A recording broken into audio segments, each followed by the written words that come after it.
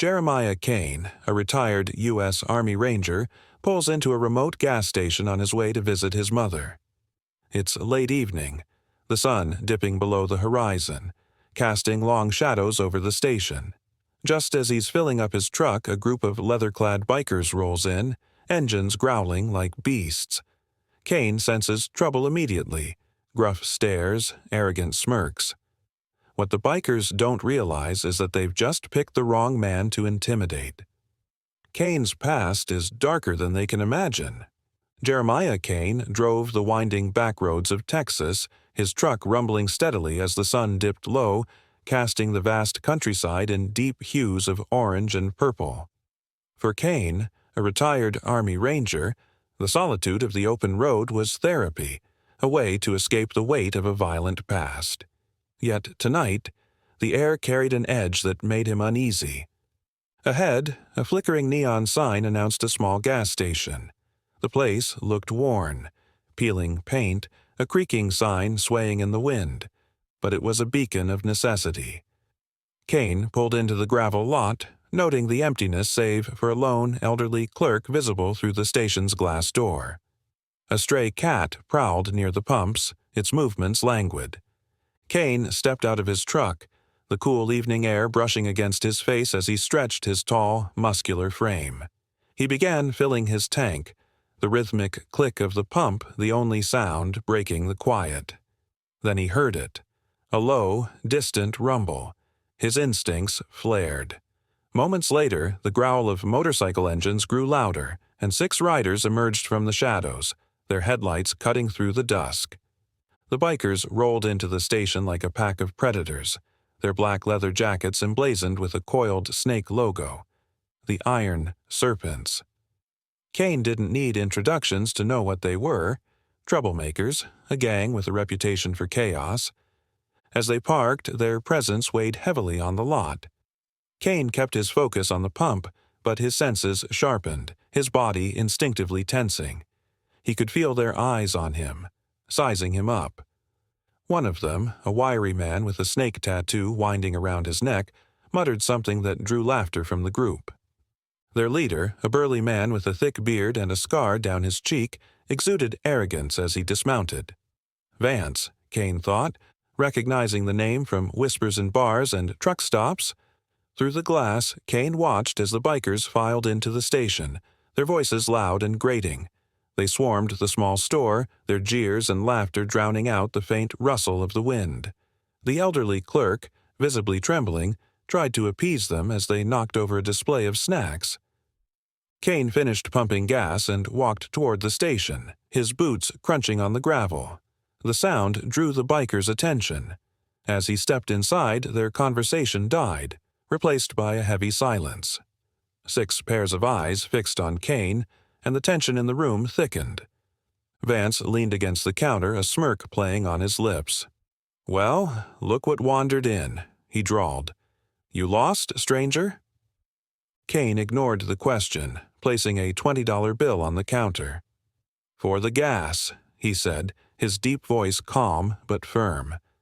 The clerk took the money with shaking hands, his eyes darting nervously between Kane and the bikers. "Hey," Vance said, stepping forward, "I asked you a question." "I'm not lost," Kane replied evenly. "Just passing through." One of the younger bikers, the wiry man with the snake tattoo, chuckled. "You don't look like you belong out here." His tone carried an unspoken challenge. Kane didn't respond. He'd dealt with men like this before, bullies who thrived on intimidation. As he turned to leave, Vance moved to block his path. "Hold on," Vance said, his tone darkening. "We're just getting to know you. No need to rush off." Kane's voice carried an edge now. "Step aside." Vance's smirk faded, replaced by a cold glare. "Tell you what," he said, stepping closer. "Hand over your truck keys, and maybe we'll let you walk out of here." Kane's expression didn't change, but his voice dropped lower. "Walk away. Now." The tension in the room snapped. One of the bikers lunged, but Kane moved faster. Years of training took over as he sidestepped the attack, grabbed the man's arm and twisted it behind his back, slamming him into the counter. The biker cried out in pain, crumpling to the floor. The room erupted into chaos.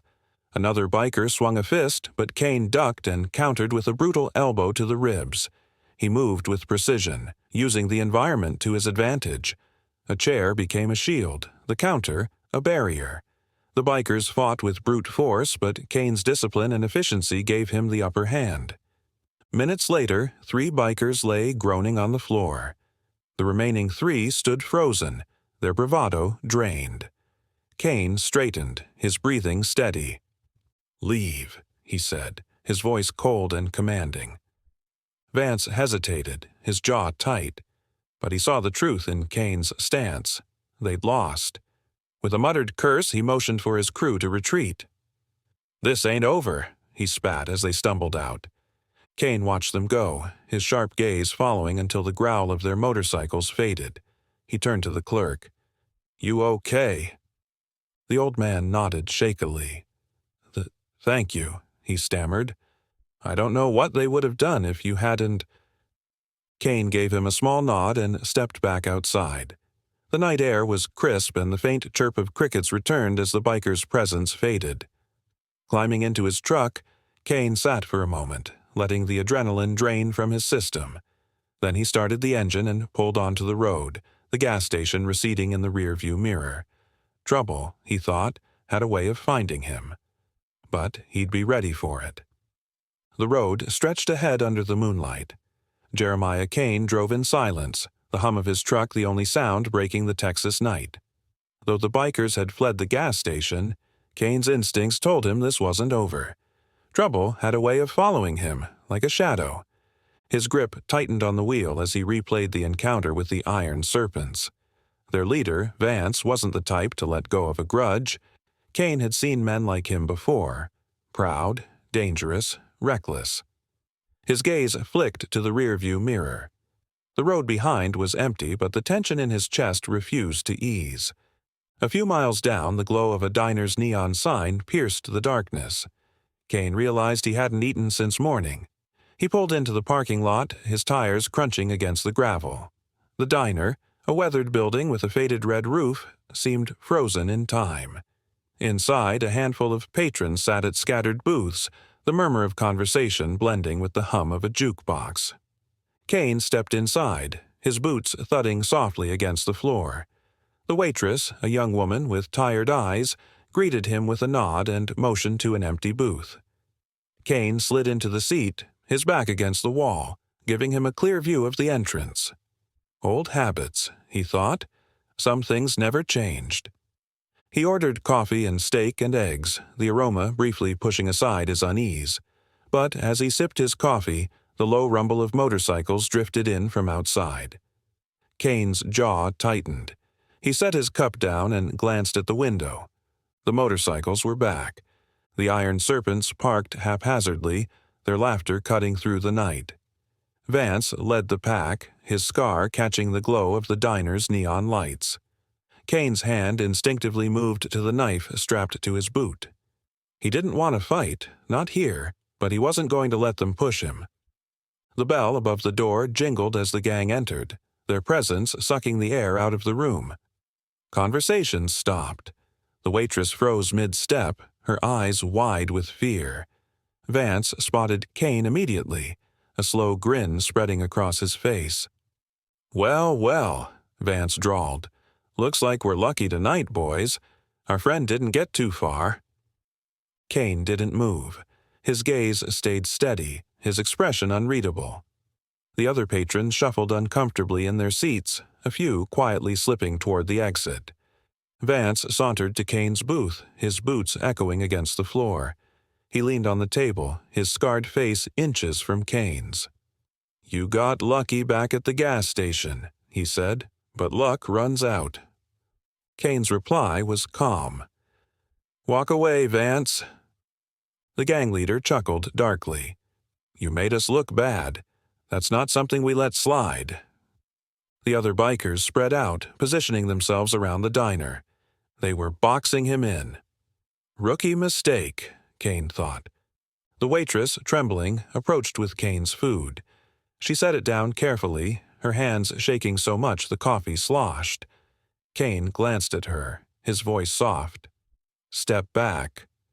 She hesitated, fear paralyzing her, but Kane gave her a reassuring nod. She retreated behind the counter. The tension in the diner was suffocating. "What's it gonna be, soldier boy?" Vance sneered. "You gonna run, or are we doing this here?" Kane hated unnecessary violence, but men like Vance couldn't be reasoned with. He stood slowly, towering over Vance. The gang leader stepped back, masking his hesitation with a sneer. "Big guy," Vance muttered. "But big doesn't mean smart." "Last chance," Kane said, his voice quiet. "Leave." The first punch came from the wiry biker with the snake tattoo, but Kane saw it coming. He sidestepped, grabbed the man's arm, and twisted it sharply. The biker cried out as Kane slammed him into the nearest table. Chaos erupted. Kane moved like a storm, his training turning the cramped diner into a battlefield. He ducked a swing, countering with a sharp elbow to the ribs. Another biker charged, but Kane used the momentum against him, flipping the man into the jukebox. The machine crackled and died as the man crumpled to the floor. Vance shouted orders, but his gang was no match for Kane's precision. One by one, they fell, groaning, clutching broken noses and bruised ribs. Within minutes, the fight was over. The diner was a mess. Tables overturned and glass shattered. Vance was the last man standing, his confidence gone. Kane grabbed him by the collar, pulling him close. His voice was ice. "If I see you again, it won't end like this." He shoved Vance toward the door. The gang leader stumbled, glancing back with a mix of fear and fury before limping out. The remaining serpents followed, dragging themselves to their bikes. As their engines faded, the diner fell silent. The waitress stepped out from behind the counter, her face pale but grateful. "Thank you," she whispered. Kane nodded, tossing a few bills on the table. He didn't wait for the steak or coffee. Sliding into his truck, he started the engine and drove into the night. The road stretched ahead, and Kane knew this wasn't the last he'd see of the Iron Serpents. For now, though, the silence returned, and he welcomed it. Jeremiah Kane barely had time to recover from his last encounter at the gas station. His mind remained sharp, but his body felt the strain of the constant cat-and-mouse game. This wasn't just survival anymore. It had become personal. The Iron Serpents had made it that way, and Kane intended to send them a clear message. The small motel Kane checked into was as unassuming as it was suspicious. Faded paint peeled off the walls, and the flickering neon sign outside cast an eerie glow into his room. Kane set his duffel bag on the creaky bed, his sharp eyes scanning the space. Years of military training made it impossible for him to ignore even the smallest details. The uneven hinges on the closet door, the faint smell of cigarette smoke masked by cleaning chemicals, and the low hum of the outdated air conditioner. Every inch of the room was a potential trap, and Kane cataloged it all instinctively. He had barely sat down when the sound of motorcycles roaring into the parking lot pierced the night. Kane peeked through the blinds, spotting 4 men on bikes. Their movements and posture gave them away immediately. Iron Serpents. He exhaled slowly. They had found him. The bikers weren't here to storm his room just yet. Kane knew their type. They wanted to intimidate him first, make him sweat. Amateurs. He calculated his options, his mind racing through potential scenarios. Confronting them head-on inside the motel wasn't an option. Innocent bystanders could get caught in the crossfire, and Kane wasn't about to let that happen. He grabbed his duffel bag and slipped into the bathroom, locking the door behind him. From the bag, he retrieved a tactical blade. Lightweight, razor-sharp, and perfectly balanced. The Glock stayed in the bag. A gunfight would draw too much attention, and Kane had always preferred the quiet approach. Outside, heavy boots crunched against gravel. The voices grew louder as the men stopped at Kane's door. "You sure this is the room?" one of them asked. "Yeah, I saw the truck," another replied. "Vance said to bring him back alive, but if he fights, we teach him a lesson." Kane smirked faintly. They had no idea who they were dealing with. Climbing onto the toilet, Kane pushed open the small bathroom window. The cool night air greeted him as he slipped through, landing silently in the alley behind the motel. Moving quickly but carefully, he circled to the far side of the building. From his new vantage point, he watched the bikers gathered at his door, their overconfidence radiating. One of them banged on the door with his fist. "Hey, tough guy, we know you're in there. Come on out and make it easy." The others laughed, the sound carrying into the still night. Kane crouched behind a parked car, waiting. He knew the group's confidence would make them careless, and it didn't take long for one of them to break away. The younger biker wandered toward the parking lot, lighting a cigarette. Kane moved silently. Before the man could react, Kane grabbed him from behind, pressing the blade against his throat. "Make a sound, and it's your last," Kane whispered coldly. The man froze, his hands trembling. Don't do anything stupid." Kane dragged him into the shadows. "How did you find me?" "Vance tracked your plates," the man stammered. "Said you'd be heading west." "How many of you are there?" Kane asked, his voice low and calm. "4," the man admitted. "We were just supposed to grab you." Kane knocked him out with a swift blow to the back of the head. He pocketed the biker's phone and returned to the lot. The remaining 3 were still at his door, growing impatient. "Something's off," one muttered. "Why isn't he answering?" "Maybe he's hiding," another said, annoyance in his tone. Kane didn't give them time to figure it out. He struck silently, taking down the first with a precise blow to the throat. The second managed a startled cry before Kane incapacitated him with a knee to the ribs.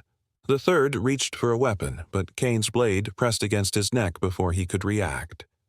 "Tell Vance he's next," Kane growled before knocking him out. Standing over the unconscious men, Kane scanned the phone he had taken. Most of the messages were mundane, but one caught his eye, a location marked Mill. If Vance wanted him there, Kane would oblige, but on his terms. Returning to his truck, Kane wiped his blade clean. The night stretched ahead, quiet once more. He knew this wasn't just a random attack, it was calculated, planned. The iron serpents were tracking him, and their persistence meant something larger was at play. As Kane drove off, his mind remained sharp, running through potential scenarios.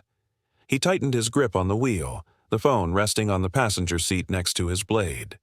The serpents thought they were hunters, but Kane knew better. He wasn't prey, he was the storm, and he was bringing it straight to their door. Jeremiah Kane drove through the night, focused on the destination marked on the biker's phone, the mill. If the iron serpents thought they could set a trap, they had underestimated him. Vance and his crew might have numbers, but they lacked discipline and the experience Kane carried from years in the military. The truck sped down the empty highway, the darkness broken only by his headlights and the faint chirp of crickets. He remained alert, watching for tails. They had tracked him once. They could try again.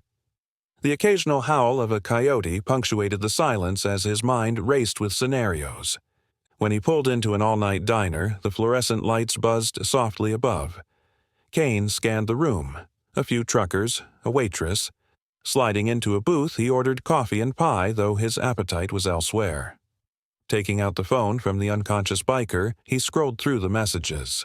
Vance's instructions were sparse, but one text caught his attention. "Mill at dawn. Make sure he doesn't make it." Kane smirked faintly. They thought they were in control. They had no idea who they were dealing with. The waitress brought his coffee, and Kane sipped it slowly, mapping out his plan. If they intended to ambush him at the mill, they'd have guards posted, but disorganized. It wasn't just about the numbers, it was about the element of surprise, something Kane wielded expertly. He left a generous tip on the table and returned to his truck. The cool night air smelled faintly of rain as he drove toward the mill. Dawn approached as the structure came into view, its rusted frame looming against the pale light of the horizon. Abandoned to most, but not to Kane. It was active, and he could feel it. Parking his truck a safe distance away, concealed by the trees, Kane moved on foot. His tactical blade rested securely against his thigh, and he carried a compact flashlight with a red lens. The forest shadows provided cover as he approached the building, his movements silent and deliberate. 2 guards loitered near the main entrance, their rifles slung casually over their shoulders. Kane observed them, shaking his head. Amateurs. Circling the building, he spotted a ladder leading to a second-floor window. It was rusted but sturdy enough. Kane climbed quickly, slipping through the broken glass. Inside, the air was heavy with dust and the faint scent of gasoline. Kane crouched, his eyes adjusting to the dim light. Below, he could hear voices echoing, sharp and agitated. Moving with precision, he found a vantage point overlooking the group. Vance stood at the center of a makeshift table, gesturing aggressively at the map spread out before him. 6 men surrounded him, their expressions tense. "This ends tonight," Vance growled. "I don't care what it takes. We're not letting him walk away again." Kane smirked. They were waiting for him, but not like this. The creak of a floorboard alerted him to a patrolling guard on the upper level. Kane pressed himself into the shadows, his breathing steady. When the guard came close, Kane moved with precision, grabbing the man and rendering him unconscious with a single blow. He relieved him of his weapon before slipping closer to the group below. "We've got the numbers," Vance barked. "He's one guy. He can't take us all." Kane chuckled silently. They always thought numbers would save them. Descending the stairs without a sound, Kane took advantage of the element of surprise. He threw his flashlight into the center of the room, its red beam spinning wildly as it hit the ground. The serpents froze, confusion etched on their faces. Kane struck quickly, his movements a blur. He incapacitated the first man with a blow to the head. The others scrambled, their shouts echoing in the cavernous space. Kane moved like a shadow, his blade flashing as he took them down one by one. By the time the dust settled, only Vance remained. The gang leader's fury was palpable as he raised his weapon, but Kane disarmed him effortlessly, the gun clattering to the ground. They faced each other in the dim light, the tension between them thick. "This was your plan?" Kane asked, his voice low. "It's pathetic." Vance lunged, desperation fueling his movements. Kane sidestepped, delivering a brutal punch to the gut. Vance collapsed to his knees, gasping for air. Kane stood over him, his expression cold. "Tell your men, tell anyone else who tries to come after me, that this ends now." Vance glared at him, his defiance faltering. Without another word, Kane turned and disappeared into the shadows.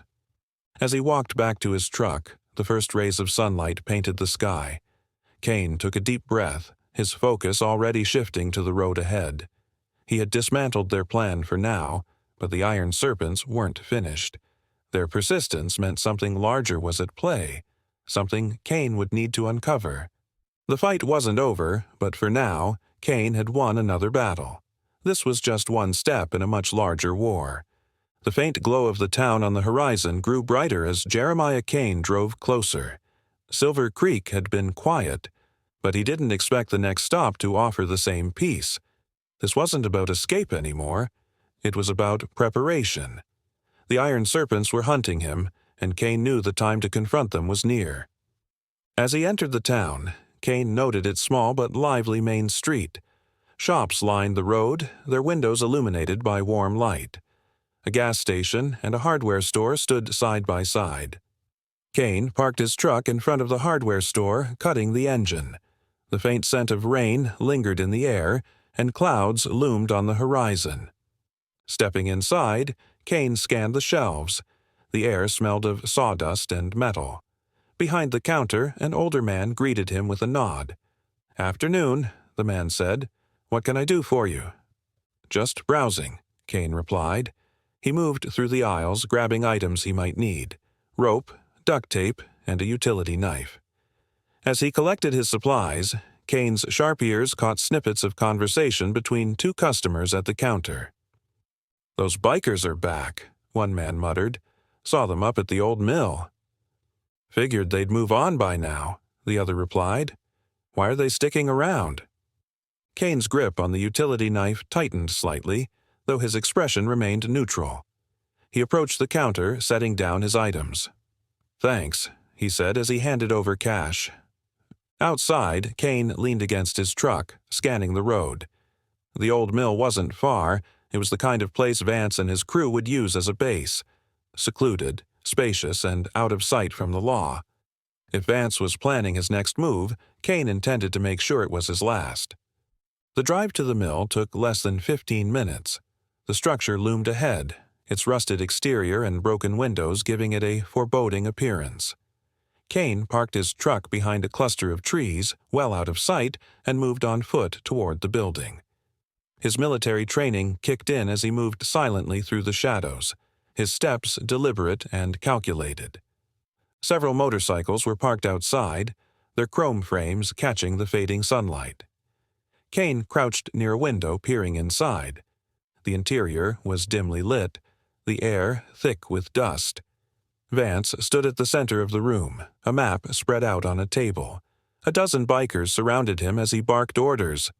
"This ends tonight," Vance growled. "We're not waiting anymore. He's one guy and we're 20. Take him down, and we take back our reputation." The bikers grumbled their agreement, their confidence bolstered by Vance's bravado. Kane smirked faintly. Numbers wouldn't save them. He slipped back into the shadows, formulating his plan. Kane retrieved a small canister of flammable liquid from his truck, along with a length of rope and matches. Improvised distractions had saved his life more than once, and tonight would be no different. He rigged a makeshift firebomb near the mill's back entrance and lit it. The flames quickly grew, the smoke rising into the sky. Shouts erupted from inside the mill. "Fire!" someone yelled. Several bikers rushed out the back, their focus on extinguishing the flames. Kane moved quickly, slipping into the mill through a side door. The chaos outside gave him the cover he needed.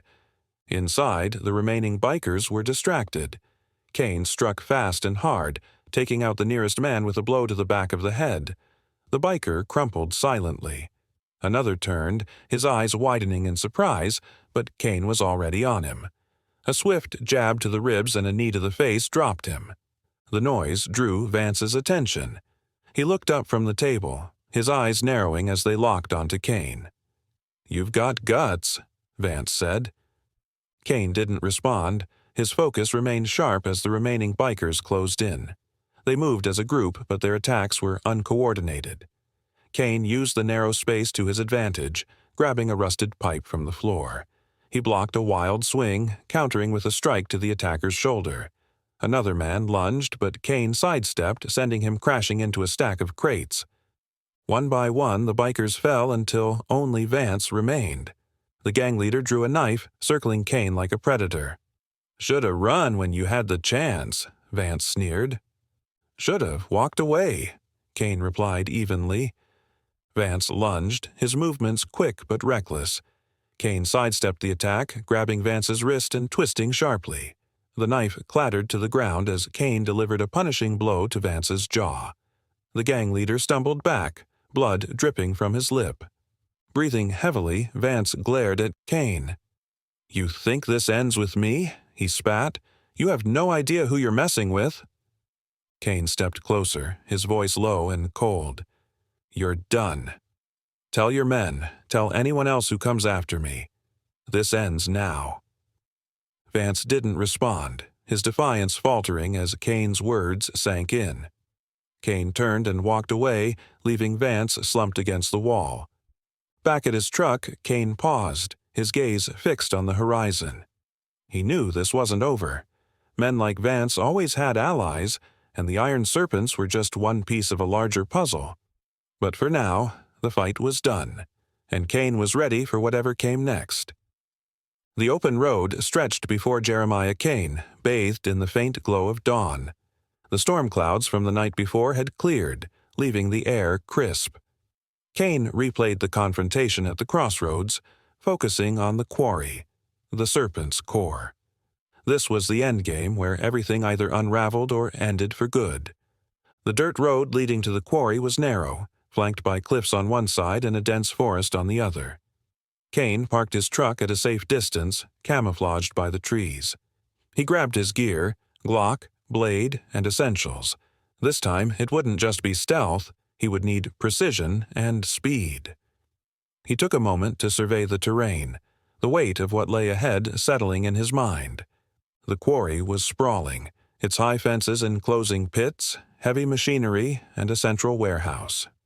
Floodlights illuminated the area, their beams slicing through the early morning mist. Guards patrolled methodically, their rifles slung loosely, their steps betraying overconfidence. Kane crouched behind a boulder, his sharp eyes tracing the rhythm of their movements. Trucks and motorcycles cluttered the area near the warehouse, clearly the operations hub. The serpents thought this fortress made them untouchable. Kane smirked to himself. It was never about numbers, it was about turning their chaos against them. He moved silently, the shadows his ally.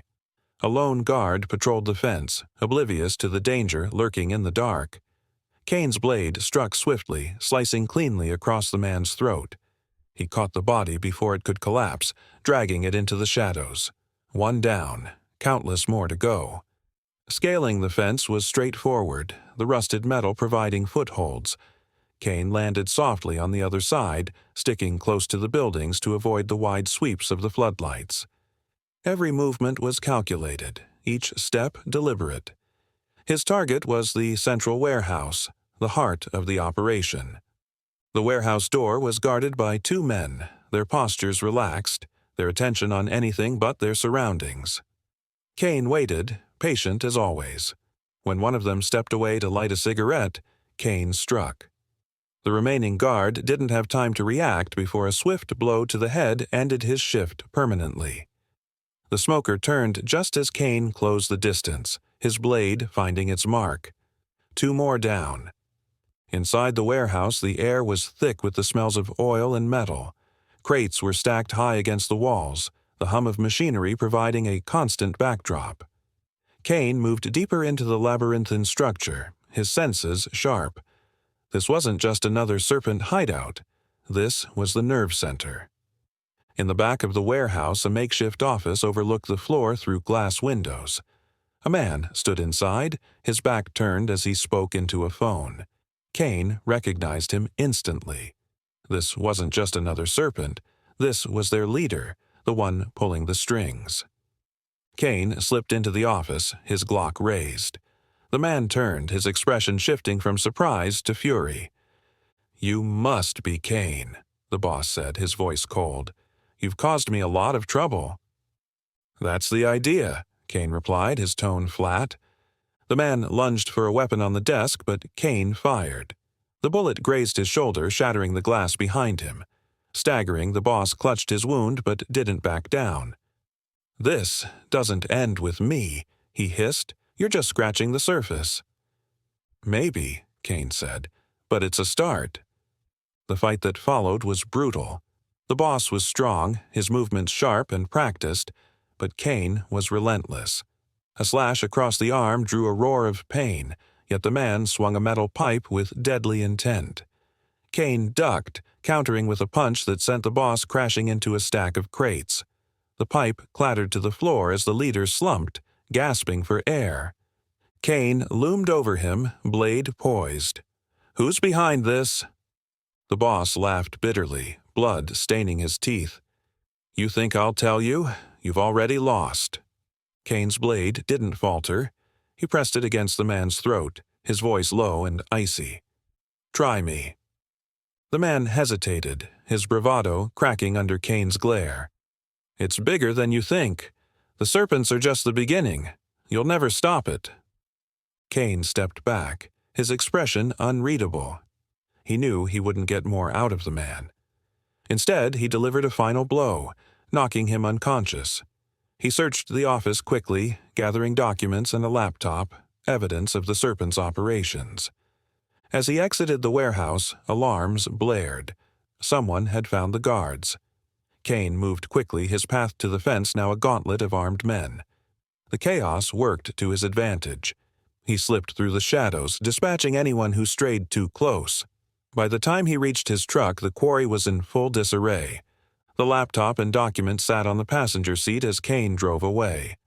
The road stretched ahead, endless and uncertain. He had dealt a devastating blow, but the fight wasn't over. The serpents would regroup, but they'd never be the same. Kane tightened his grip on the wheel. He wasn't just a soldier, he was the storm, and the serpents would learn that the hard way.